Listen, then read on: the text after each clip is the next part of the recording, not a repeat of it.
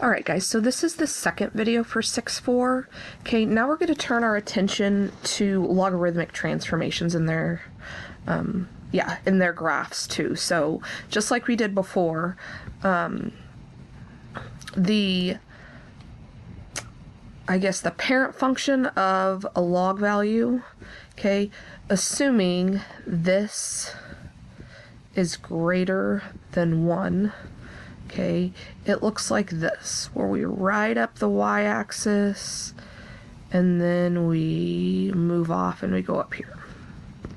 Okay, so it actually crosses at 1, 0. Now remember, these are the inverse of, this will be the inverse of exponential growth, okay, and then the inverse of exponential decay would be with a log, I should probably put a of x, where a is less than 1. Okay, that's going to look like this.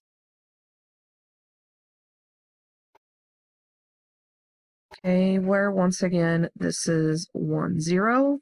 Okay, the asymptotes for both of these are the y-axis. Okay, so on this one, what we really need to focus on is the asymptotes are changed if we move it left or right. So the asymptotes are at x equals 0.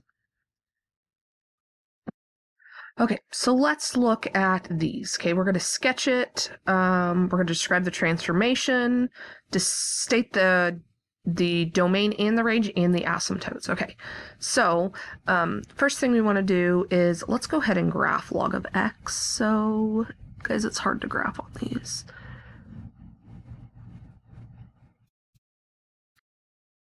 Two would be right there, so okay, that's good enough. This would actually be flatter, but that's okay. Log of x. Okay, now remember, if there's nothing there, we can think of it as log 10 of x. So yes, this is the inverse of an exponential growth function. Okay, let's go ahead and do the transformations here. Okay, we have no left or right movement. Okay, we do have this 1/2, which is a horizontal stretch. And remember, we need to do it by the reciprocal, so it'd be by 2. Okay, now if we do this with a horizontal stretch by 2, what happens is we still write up this line, we still go past this point, but it's going to go this way a little bit quicker. It's not going to go up as fast. Okay, it's going to get like fatter, not taller. This would be 1/2 x. Okay, now the only thing that we have to turn our attention to is this negative right here. And because it's only applying to the 1/2 x or the x and not the entire function, okay, this would be a reflection over the y-axis. Okay, so our final graph would do something like this. We reflect that over the y-axis. It would look like this. So this would be a log of negative 1/2 x. Okay, so our asymptote here, because we didn't move left or right, our asymptote remains the same, and it's right here, the y-axis, which is at x equals 0. Okay, now the asymptote in log functions kind of cuts off the x, so it determines our x, or it determines our domain. Okay, so our domain is anything to the left of that asymptote, so it would be x is less than 0. Remember, it never equals that asymptote, it's just left. Or we could write that in interval notation from -infinity to 0, but we would have that parentheses signifying it doesn't meet it. Okay, now our range, when we go top to bottom, now I know this doesn't show it, but this will continue going up and up and up and up forever. Now it goes up really, really slow, but it does continue to go up. There's no restrictions on the range. So our range is all real numbers. You can write it like that. You can write it as all real numbers. You can write it as this. You can write it from -infinity to infinity. Okay, these are all ways to write all real numbers. Whatever way you're comfortable with, do it. All right, so on B, Okay, we now have log to the 1/2 x. Now, because this is less than 1, okay, this is going to be the inverse of an exponential shrink. Okay, so it's going to go down like this. Okay, so just by using opposites, so like 1/2 to the -1 power would be 2. So when x is 2, our y is -1. We would also have what? When x is 1,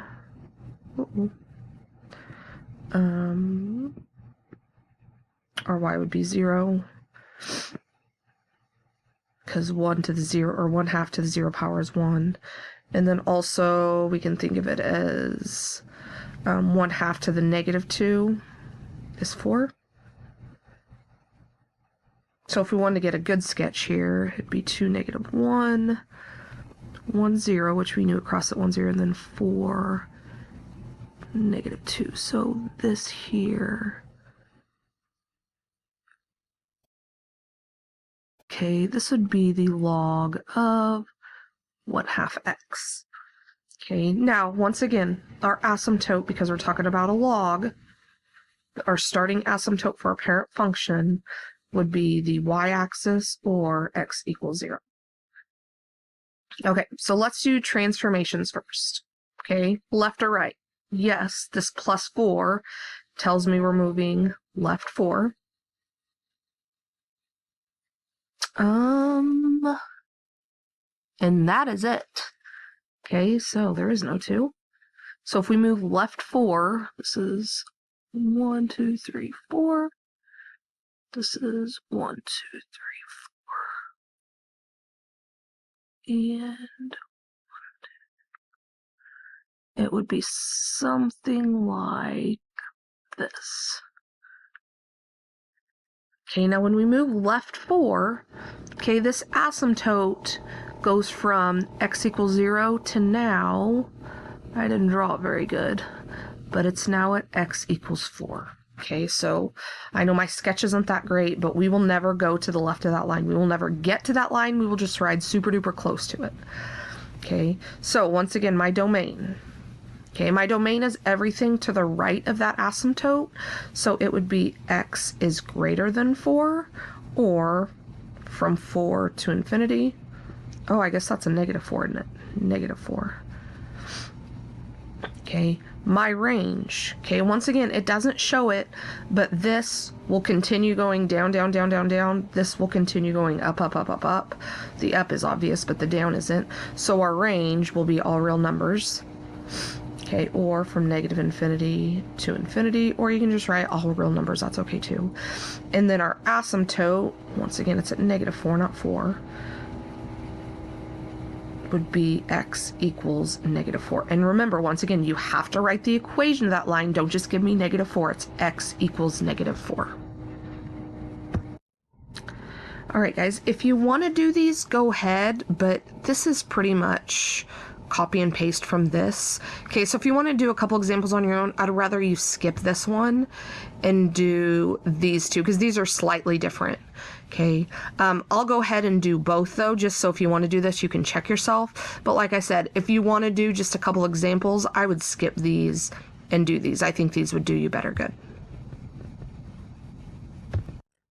All right, guys, so if you did just the next two in the notes, this is what you should have gotten. Okay, and I do want to make one clarification. Up here, I was just on autopilot. When I put the range, I put all real x. Well, range is the y, so this should not be x. This should be a y.